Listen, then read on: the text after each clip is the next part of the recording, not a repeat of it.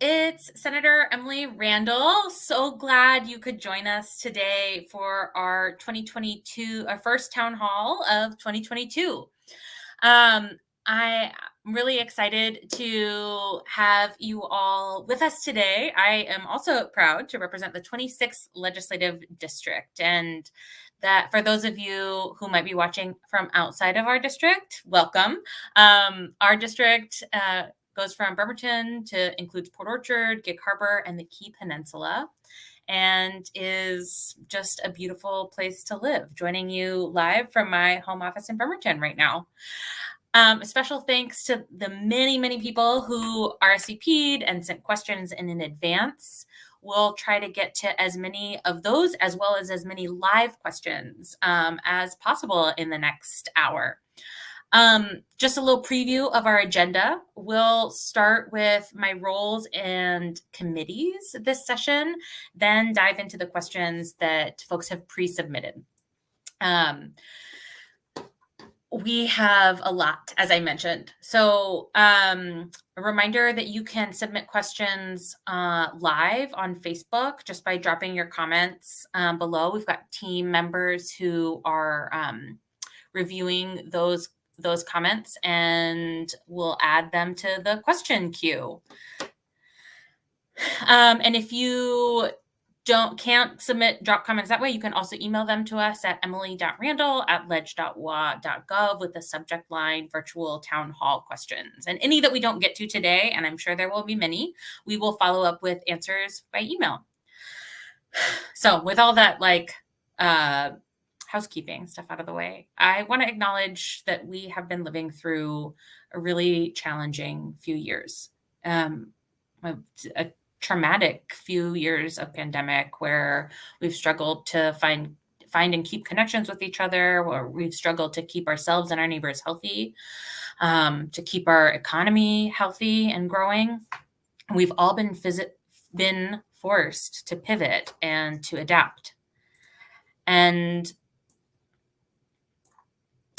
I'm right there with you. I have felt myself this week being really honest with constituents that I've been meeting with about the challenges that we've been facing this year and how we have to keep on going because there is so much important work to do to keep our neighbors healthy, to look after each other, and to continue to pass policies that invest in the programs and grants that support our neighbors to ensure that we all have the tools that we need to thrive. And we've had to get creative. Since March of 2020, we've had 42 virtual town halls, coffee hours, Facebook Live, Zoom meetings. We pivoted thinking that we'd only be doing it that way for a short time. After having previously done a year or so of weekly community coffees live in district in person. But the virtual stuff has worked. We've also looked for ways to safely gather in person. We, in fact, had 4 outdoor in-person coffee hours this past summer when the weather was nice, meeting in different parts of the district. And that was a really lovely way to connect with neighbors safely outside. We're obviously not doing that as much right now because it's pretty cold, but if you're up for a walk in one of our lovely local parks, I am happy to meet up and join you for a walk and talk meeting instead of sitting in front of a Zoom screen. So please feel free to reach out to our office if you'd like to schedule one of those.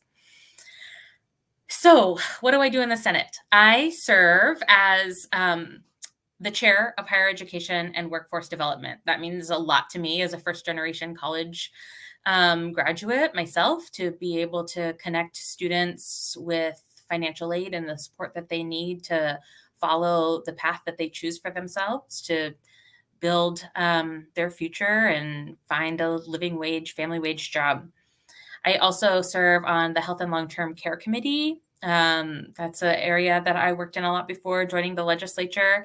I sit on transportation, and I'm a co-chair of the Gorst Coalition, which is a local, state and federal partnership to ensure that we are investing the money that we need in long-term solutions for our Gorst corridor.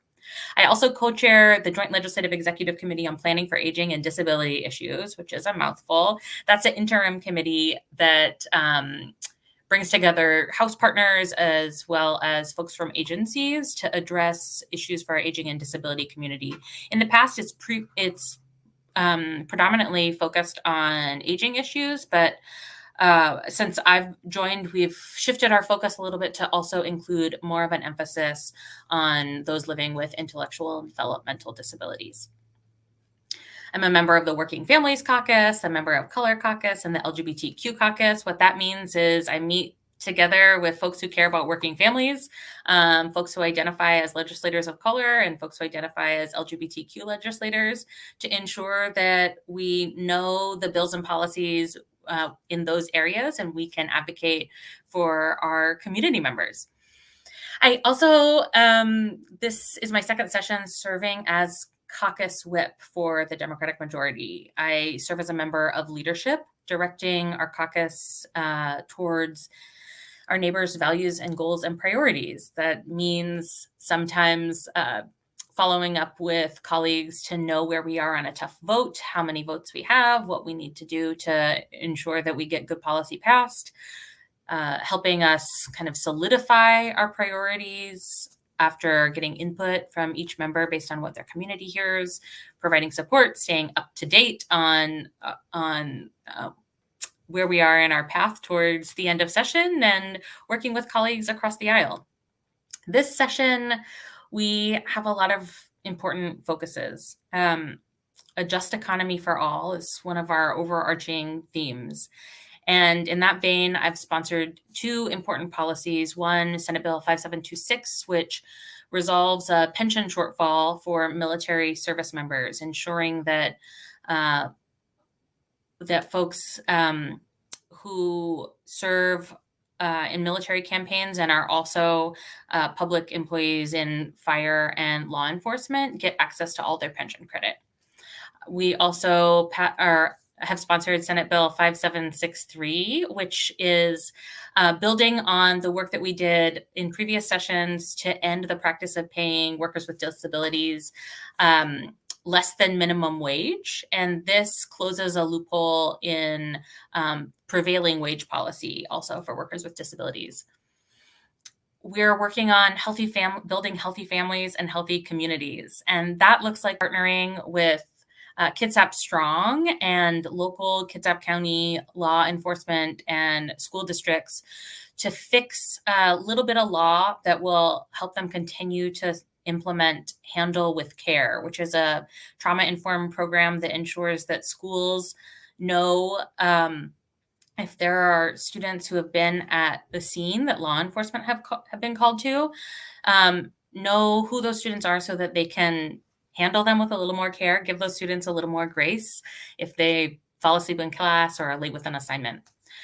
We're also working on expanding and strengthening abortion access in Washington state. Across the nation, we have seen dramatic attacks on reproductive health care in Texas, in Louisiana, at the Supreme Court. And we know that Washington is a strong and healthy place to access reproductive health care, but we can always continue to strengthen those protections. So I'm working with colleagues in the House and with advocates across the state, including some of our own local troublemaker chapter, to expand access to care, to codify Attorney General's opinion, to ensure that PAs, ARNPs, and other advanced practice clinicians can provide care, to modernize our language so that it includes folks of all genders who are pregnant, and ensures that we are not criminalizing anyone who is helping someone access abortion care.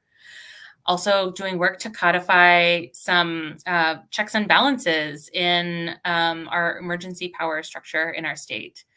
And we're building a future that provides education and opportunity for all. And so I'm sponsoring a couple education bills in that vein.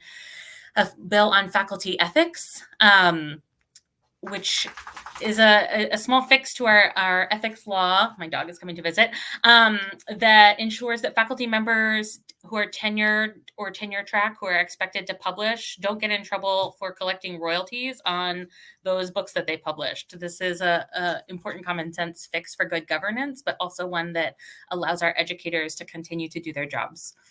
We continue to work on a fix to our school bonds. As folks in the South Kitsap School District and Peninsula School District especially know, many districts struggle to pass a school bond because of the supermajority requirement.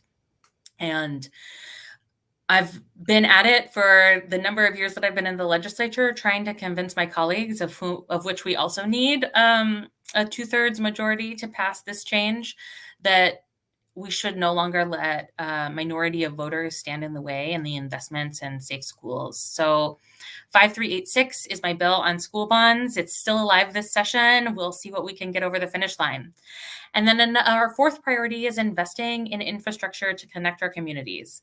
And the policies I'm working on in this space, aside from getting a big transportation package passed this year, include Senate Bill 5488. You may have seen that one. It's gotten some good local coverage, and we've had a lot of community members testify on it. That is to pay off the Tacoma Narrows Bridge, infrastructure that was expensive, that was financed in a way that no other statewide project had been financed or will ever be financed in the future, but continues to be a drain. Those tolls continue to be a drain on working families. So we want to put more money back in the pockets of hardworking people in our community and allow folks to stay connected, visit their loved ones across the bridge, find access to the childcare that has lots available. For lots of reasons, we want to lower those tolls.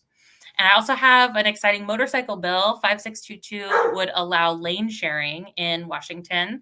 It's allowed in other states, including California and Utah, and is a safe way for us to remediate traffic and allow motorcycles to share the road. So of the 17 new bills that I've sponsored this session, 15 of them have already received public hearings, which is really exciting. And I have a pretty high number of bills because I'm really excited about a lot of policies. And when neighbors bring me policy ideas, I want to support them when and if I can. We'll track carefully how many of these get across the finish line, but I know they're much more likely to be effective when folks like you participate by writing in, by sharing your testimony in committee, or by talking to your neighbors about the bills that are important to you. So with that out of the way, let's jump into questions. We've had a lot of folks share questions in advance, and we'll also be trying to address as many of the questions that have come in live. So if you want to ask a question live, please remember that you can email me at emily.randall@ledge.wa.gov and put in town hall question in the subject line, or drop your questions in the comments of whatever streaming service you are using.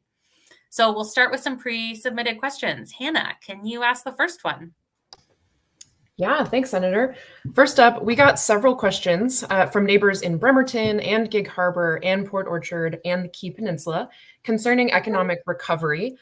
These folks wanted to know what especially we're doing to help small businesses get back on their feet. So can you share about some of that work? Yeah, that is a good question. I've been really honored to be part of the work to ensure that our communities recover equitably and quickly.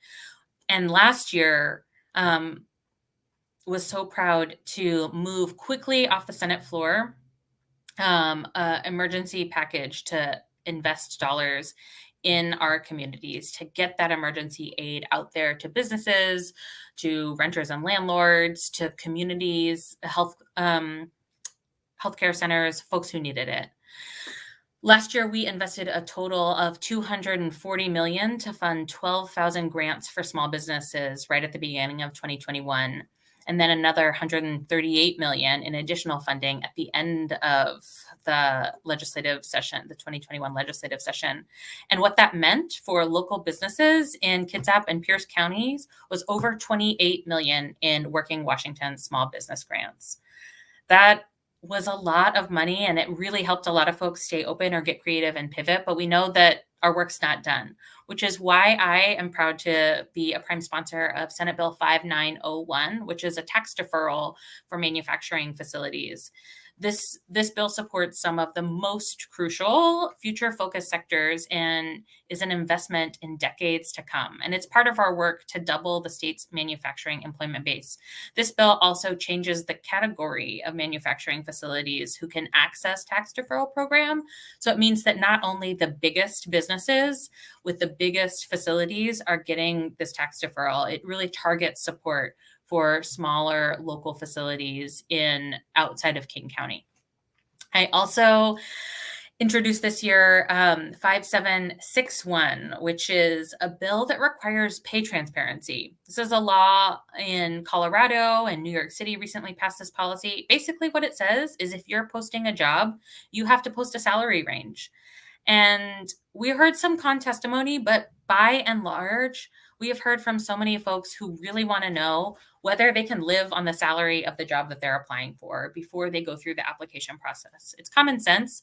As someone who's hired before, I always have an eye on the range of what I'm going to pay the person I hire. So the more that we can share that information, I think the better it is for workers and for a competitive job market. Also, part of our investment in the economy is that Tacoma Narrows Bridge toll bill, 5488. We need to buy down the tolls so that the hardworking folks in our district can get to work, get to the doctor's office if they're, seeing a provider across the bridge, get to school if they're a Running Start student or going to one of the colleges across the bridge in Pierce County. This is about connecting our communities and ensuring that folks are able to spend their hard-earned money on keeping our economy thriving. Great, thank you. Next up, we have a question from Paul of Fox Island, who said that I know the Fox Island Bridge is a county-owned bridge, but backing and verbalizing support and doing anything you can to agree and come up with ideas on replacing it would be great. So can you speak a little bit to that? Yeah, thanks for that question, Paul. I know we've chatted about this before, and I've certainly talked to other neighbors about that Fox Island Bridge.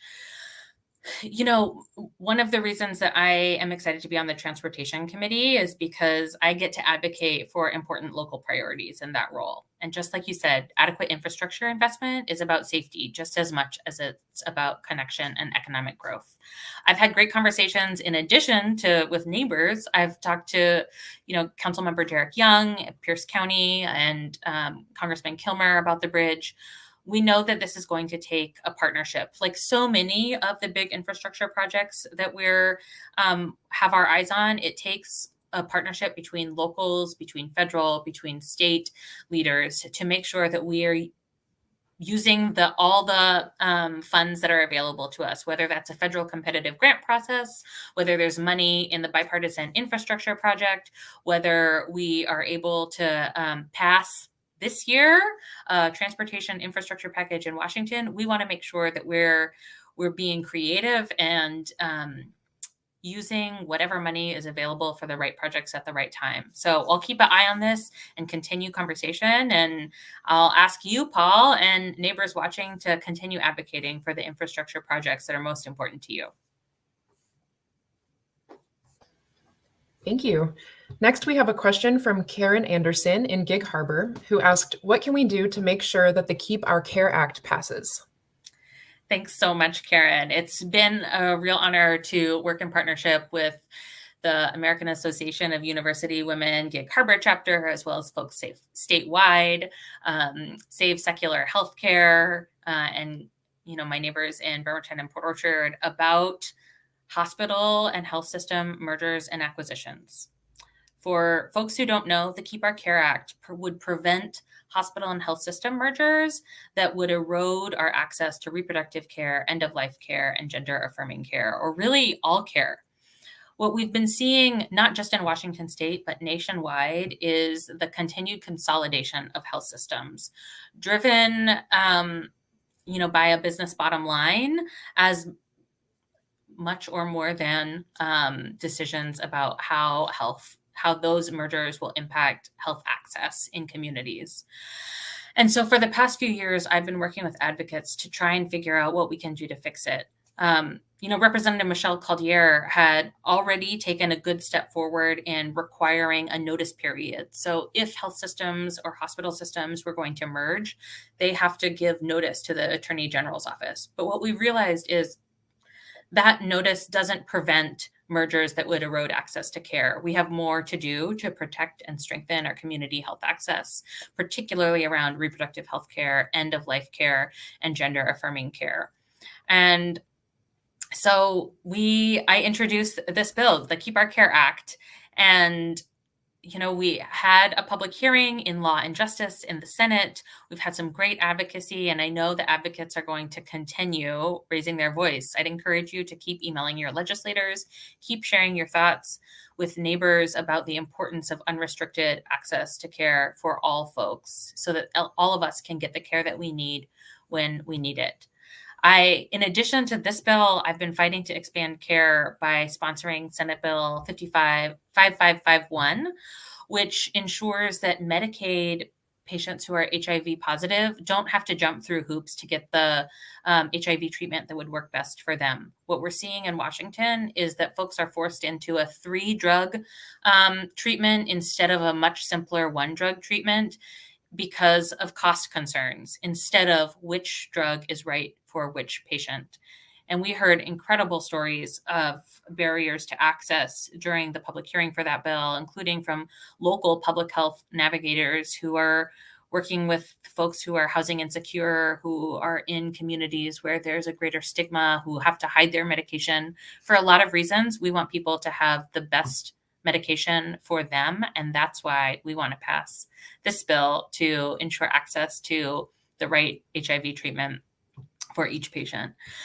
I also have Senate Bill 5704, which is an equitable reimbursement bill for advanced practice registered nurses and ARNPs and CRNAs. This bill would ensure that no matter who you're seeing for primary care, a doctor or ARNP, that they will get the same reimbursement rate for the same service.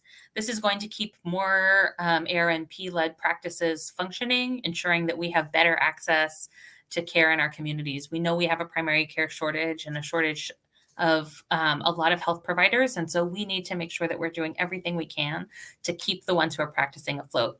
I also have another bill around healthy communities and access to the reproductive related healthcare that folks need, Senate Bill 5765. And that gives licensed midwives prescriptive authority for contraceptives as well as antifungal and antibiotic prescriptions. That means that if you're seeing a midwife for your pregnancy care, that you're able to get easier access to the medication that you need. And, we heard from stories from patients, again, from community members who shared why this is a big deal for them, why ensuring that they can get the medication for their mastitis, they can get the medication for, contraceptive right after giving birth without having to find another care provider at a really vulnerable time in their lives. So that's a overview of some of the healthcare work that I'm leading on this year, but there's a lot more going on to make sure that we have good access to healthcare in our communities. Wonderful, thank you.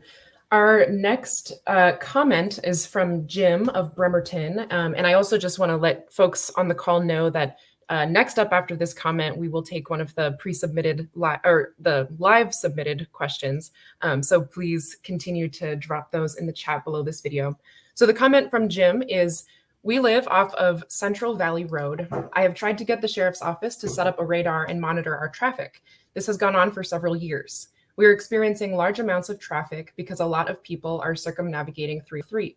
The noise from speeding vehicles, trucks, and buses literally shake our windows, and noise pollution is recognized by the EPA to be as harmful as air and water pollution. This needs attention. Thanks so much for that question, Jim, and sharing your experience. It's really important for us to be able to hear the first-person stories about how traffic and infrastructure impact your daily lives. And you're so spot on about the challenges of noise pollution to our communities.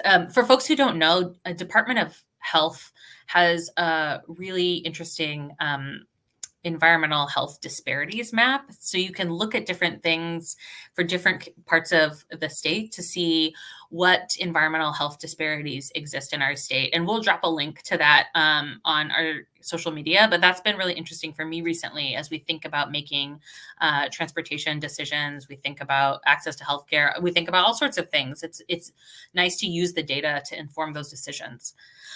I have been really happy to be on the transportation committee to work on, issues like this one. In fact, we've just been working over the past couple of years to allow HOV, to allow camera enforcement of HOV lanes on 304 heading out of the shipyard to help that flow of traffic. That's been a request of Kitsap Transit in partnership with local law enforcement to make sure we have the ability to use the tools that are available to us to help that traffic flow. And so I'd be interested to have further conversation, Jim, about maybe also with our colleagues in the 23rd district. I think that might be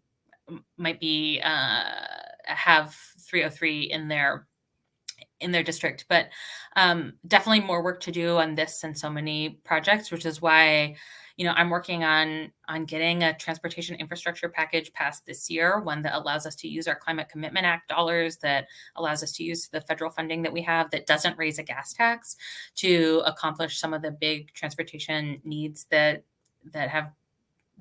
constituents have just been bringing to us. So more work to come, more conversations. Thanks for sending in that question.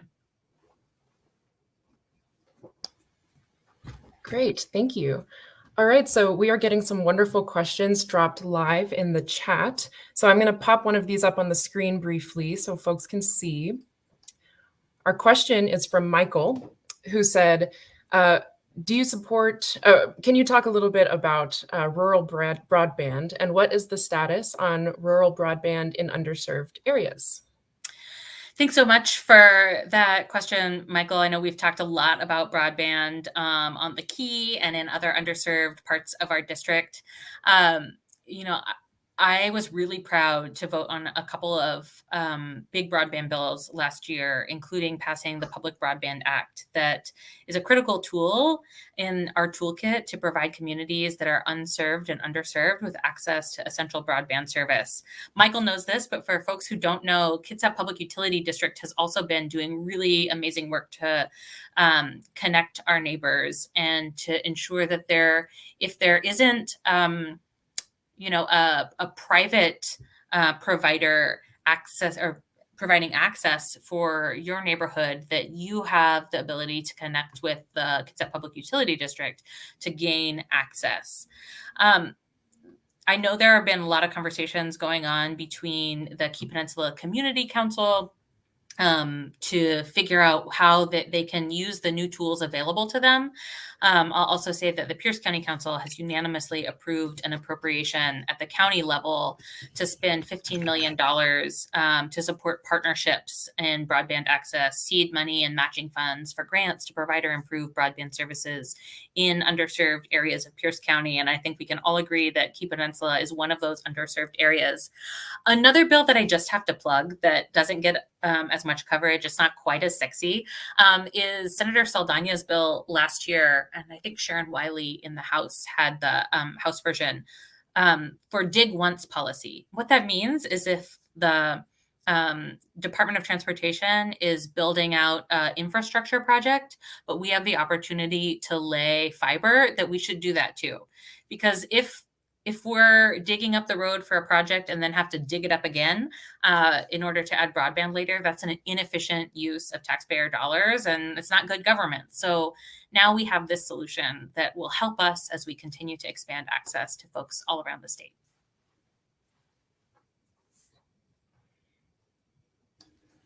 Great, thank you so much. Next, we have a question from Kara from Gig Harbor, who said, what kind of apprenticeship programs are being considered, and are there any that are getting wider interest?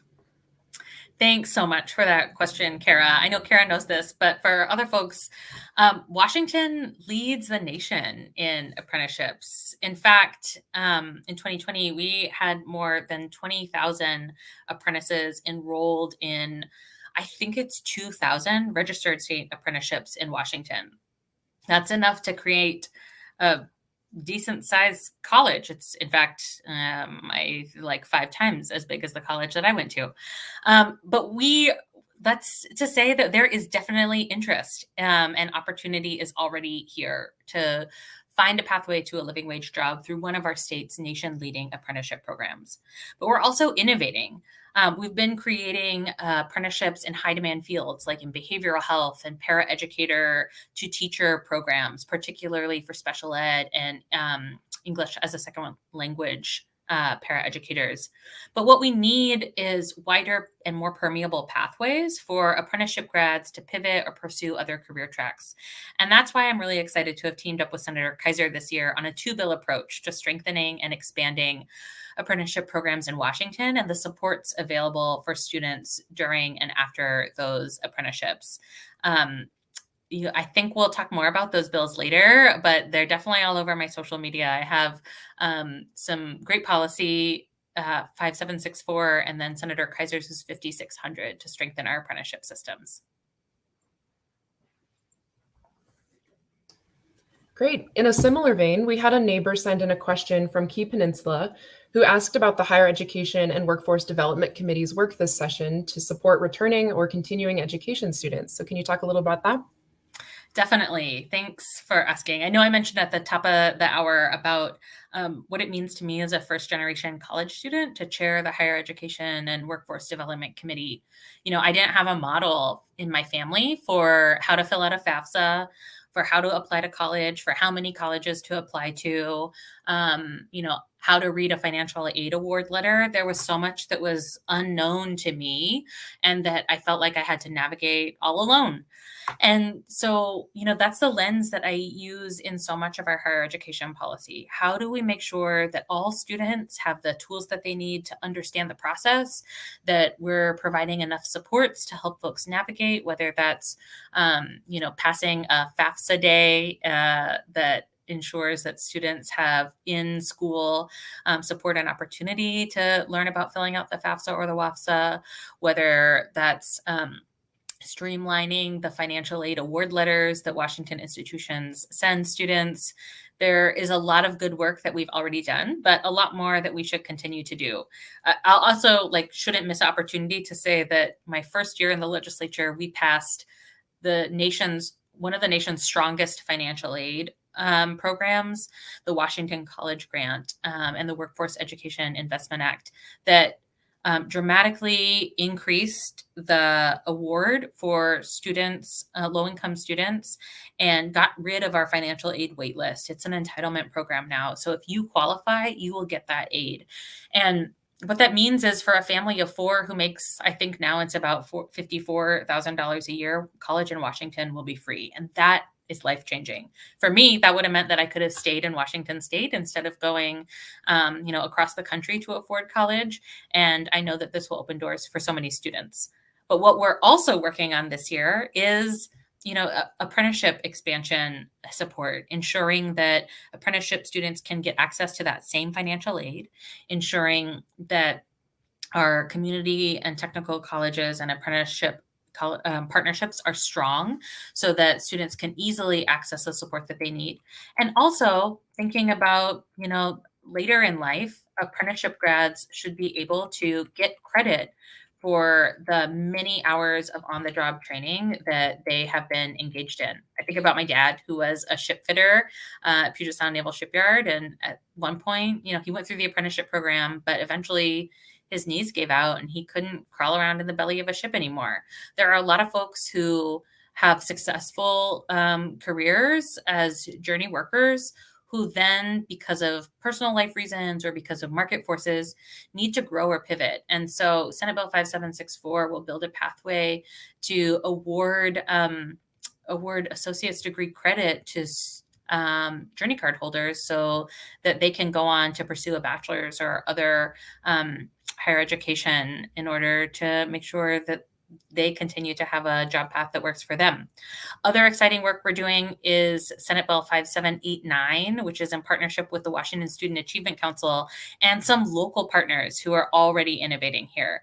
This bill is about creating a sort of triangle of support between K-12 schools and higher education institutions and between employers and community partners to help students access both the FAFSA and application support that they need, but then also help retain students so that students who are first generation college students who start don't don't decide to leave college because they don't have that wraparound service. We already have some really exciting innovation work happening in our community. Kitsap Regional Library has been offering FAFSA workshops for families.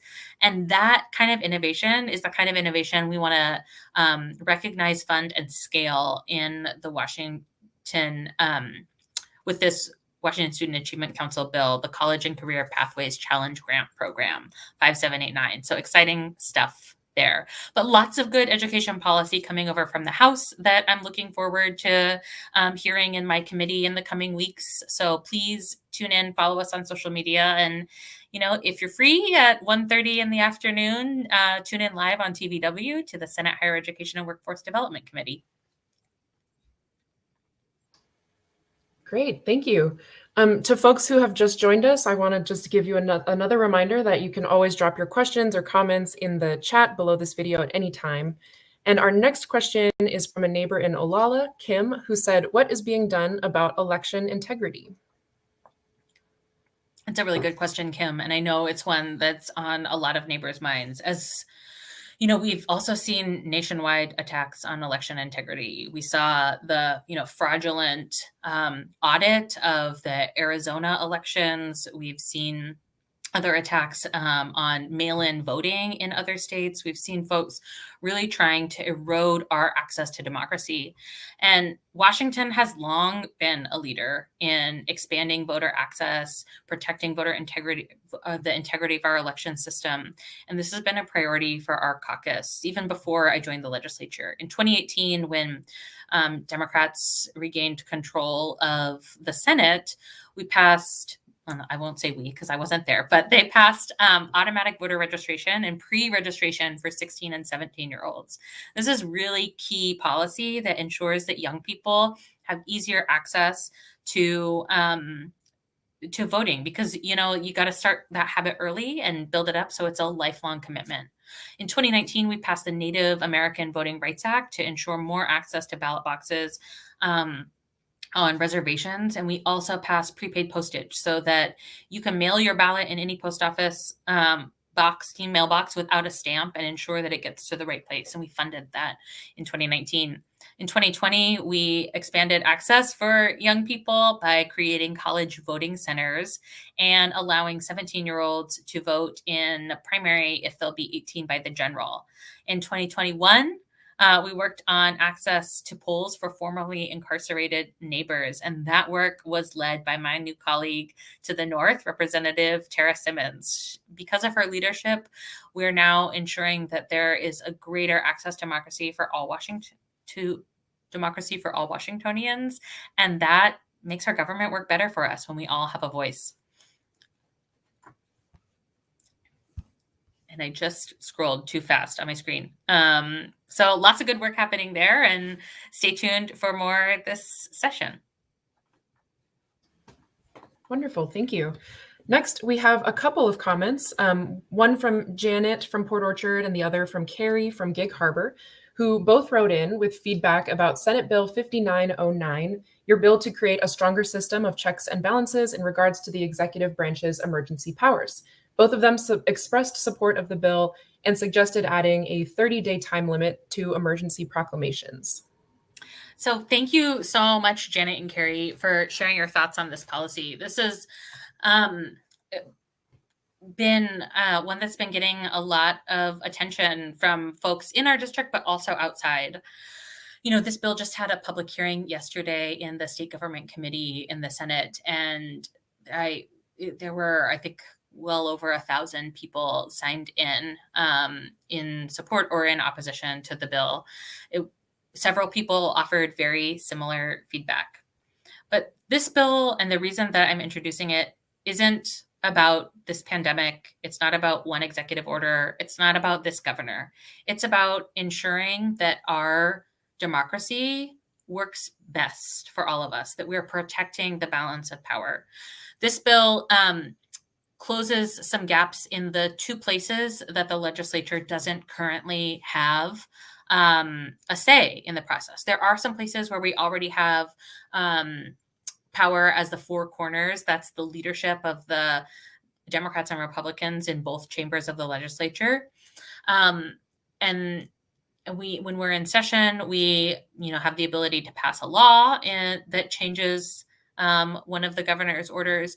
But the two gaps where we don't have statutory authority are in what's called unanticipated receipts. That means if the federal government sends us a lot of money that was unexpected, there's no process outside of the legislative session for the legislature to have a say in spending. We did add some language in the budget last year, but when we pass a budget, that's only law for 2 years. So this bill ensures that there is legislative authority for spending unanticipated receipts outside of session. It also establishes a provision that if the governor passes, any governor passes a prohibitive emergency order, that's like mask mandate, eviction moratorium, etc., that the legislature has power when we're outside of session to have another four corners decision to end that.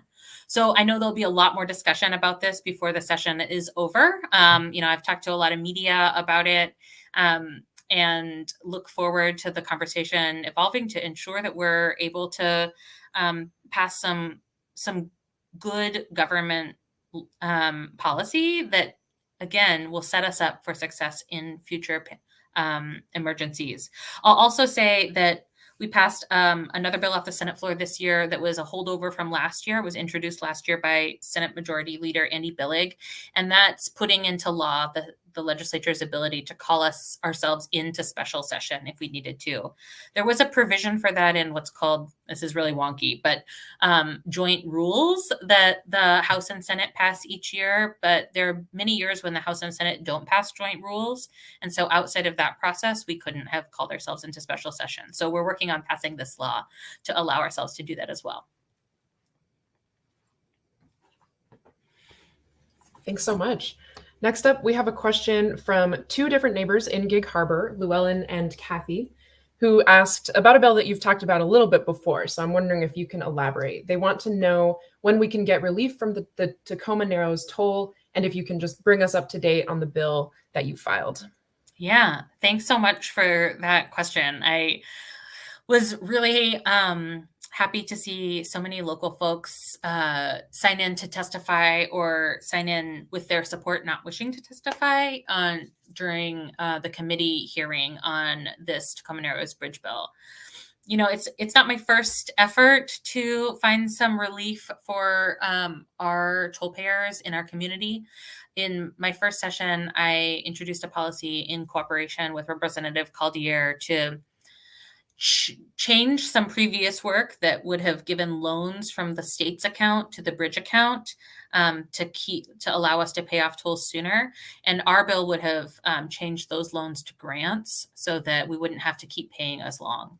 That unfortunately didn't pass, but I'm back at it again.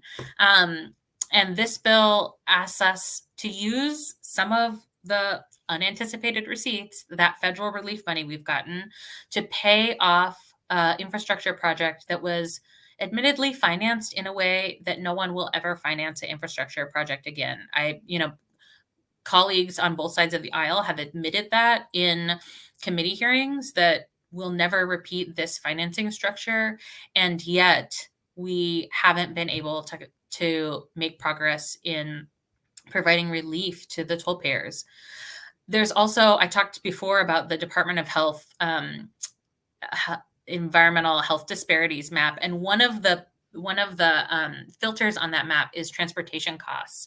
And if you look at our transportation costs on the peninsula, on the Gig Harbor Key Peninsulas, on the Kitsap Peninsula, our costs are much higher than folks just across the bridge in Tacoma, than the I-5 corridor.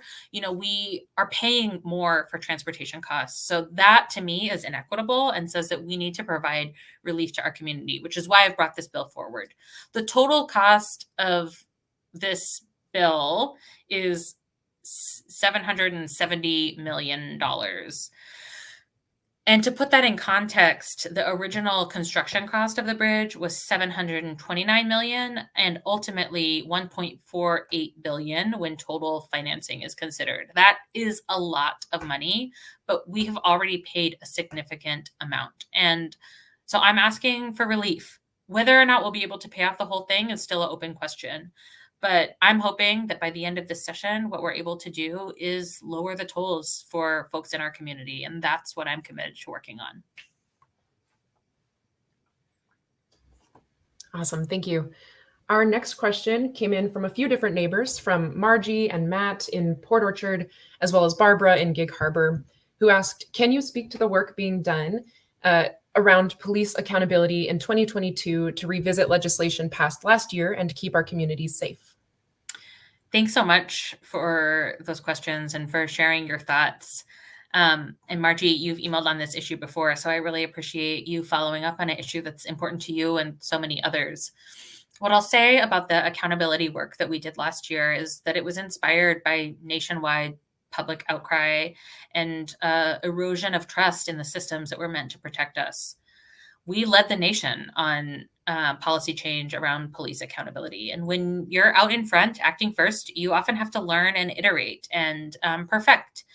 And so this summer and fall, I had countless conversations with neighbors, as well as law enforcement leaders, Chief Brown in Port Orchard, Chief Busey in Gig Harbor, Chief Wolf in Bremerton, Sheriff Giese in Kitsap. And what we learned is that these laws needed clarification and some polishing.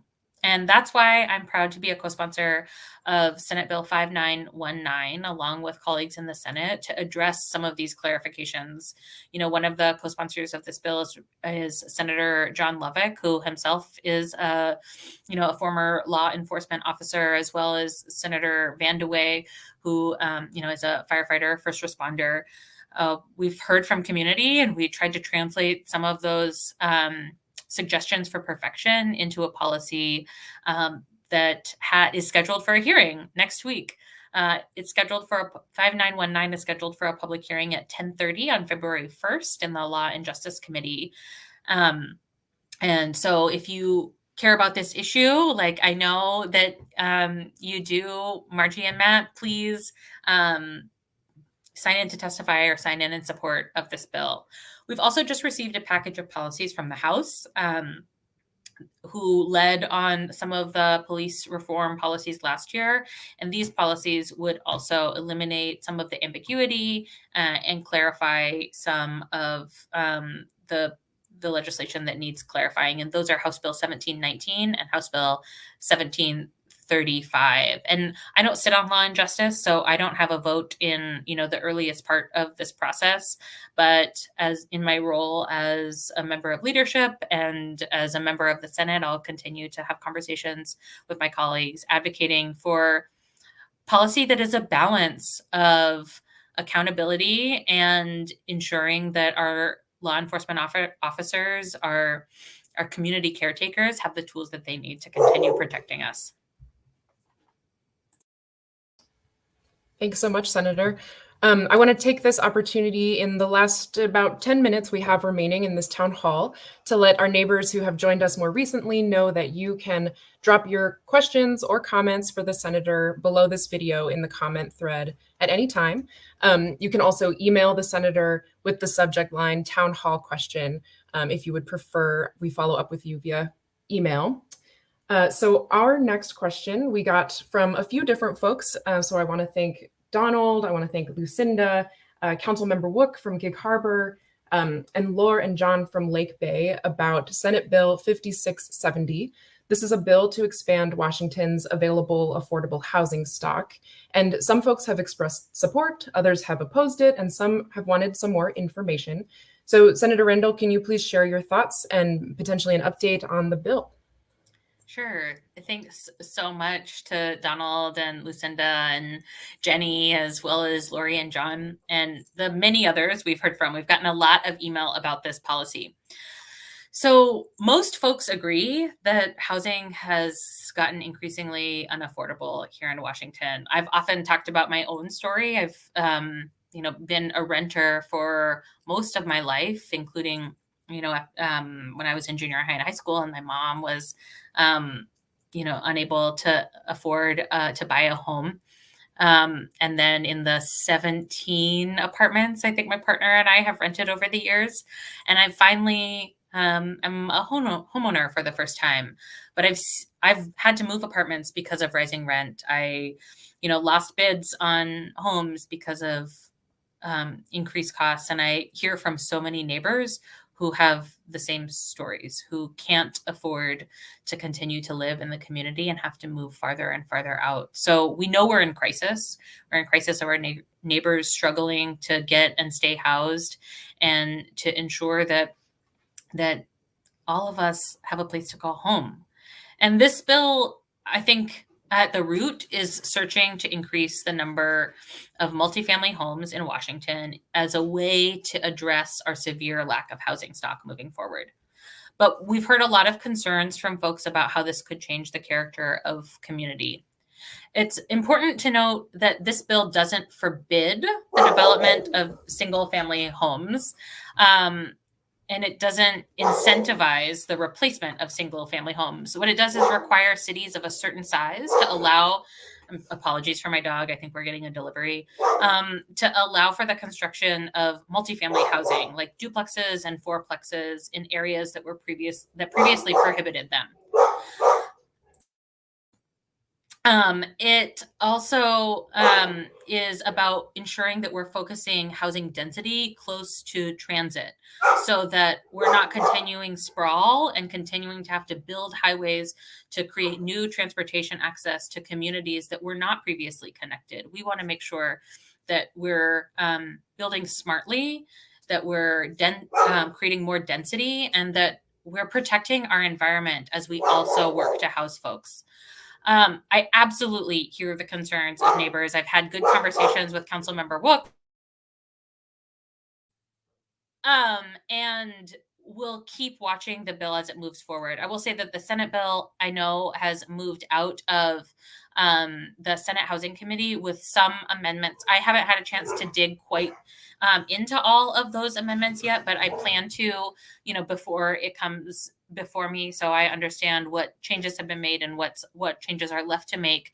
But please continue to reach out with your particular concerns. I'll have more conversations with local leaders like Councilmember Wook, as well as our city council members in Port Orchard and Bremerton. I've had a good conversation with the Bremerton Planning Commissioner. So we're having lots of dialogue about this, and I think everyone agrees that we need more affordable housing access. We're still working on which tools are going to do that for us. So that's my update, and please feel free to sign in support or opposition when this bill gets to the Ways and Means Committee. So again, a committee I'm not on, but one that you can use your voice at. So keep us posted on how you are watching that bill develop, and we'll keep watching it too. Thank you. Also, on the subject of housing, we have a question, or a comment rather, from Patricia, who said, please support Senate Bill 5221 concerning ADUs. ADUs seem like they are a cost-effective solution to housing supply. Thanks so much, Patricia, for that comment and for sharing your support of that policy. I've had some good conversations, in fact, just this week with many folks in the housing sector who really support ADUs. And I know that there's a lot of local work going on around ADU zoning and ensuring that folks have access to, like in Bremerton, we already have an ADU policy Port Orchard recently passed ADU policy. I know that there's a Port Orchard City Council member who's working on construction of ADU in his own yard. I've had many conversations with my partner about whether or not we should put one in our yard. Ongoing negotiations. We'll keep you posted on those as well.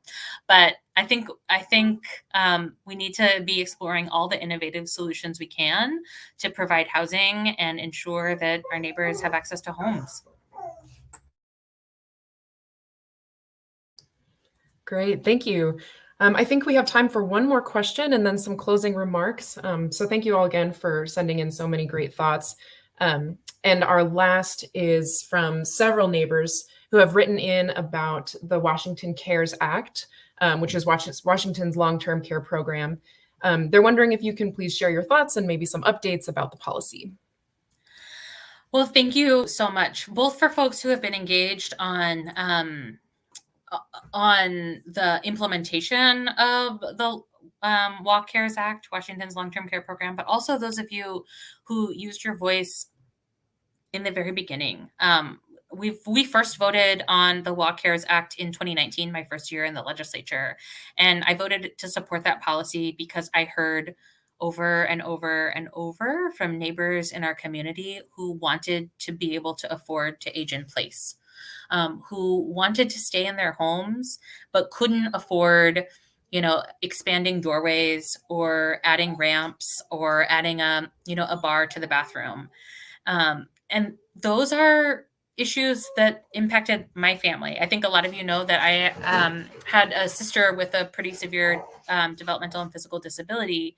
And so, I remember all my life having to make accommodations to our home so that Olivia could live there safely.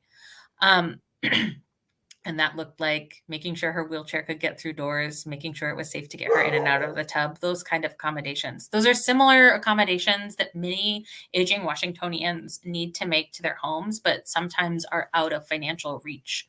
I also heard from folks who might need help preparing meals, but once a week having someone come, who might need some personal or housekeeping care, but that was out of their budget too.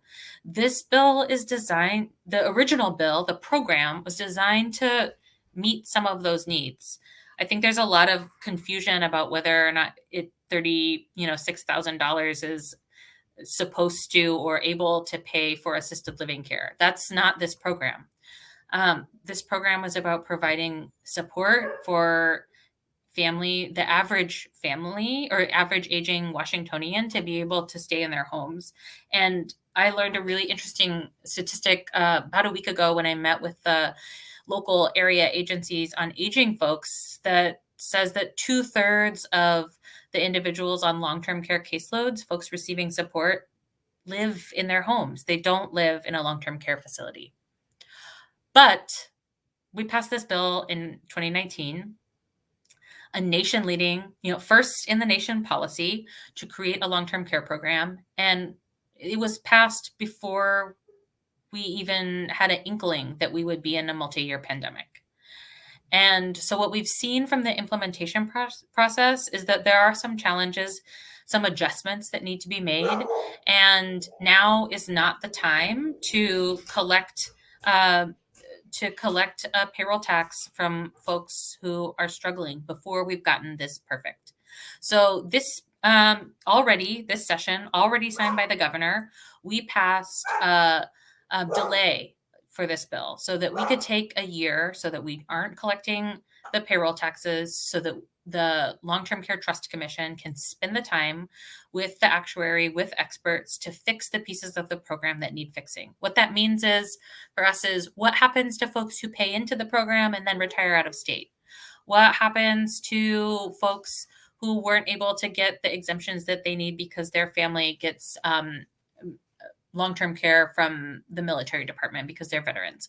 What are the other changes that we need to make to ensure that this policy, which, at the core, I believe it's necessary, and I believe it's going to change so many people's lives, to make sure that this is a sustainable program, one that's equitably implemented, and one that ensures the long-term long-term care of Washingtonians. So this is just one a more important example of how we're guided by your feedback. We heard from community loud and clear that we needed to make some changes. And like any bold first-time policy, you have to learn those lessons. And so that's why I was proud to vote for the delay, to vote for some of the first fixes, and to have the assurance of my colleagues on the Long-Term Care Trust Commission that they will work to suggest some more changes that we can make to make this the strongest program possible next year. Hannah, is that our last question? I think we're at about an hour. Yeah, that is. And actually, if you want to close us out, I'm going to put on the screen some ways for folks to stay in touch with you and follow your work throughout session.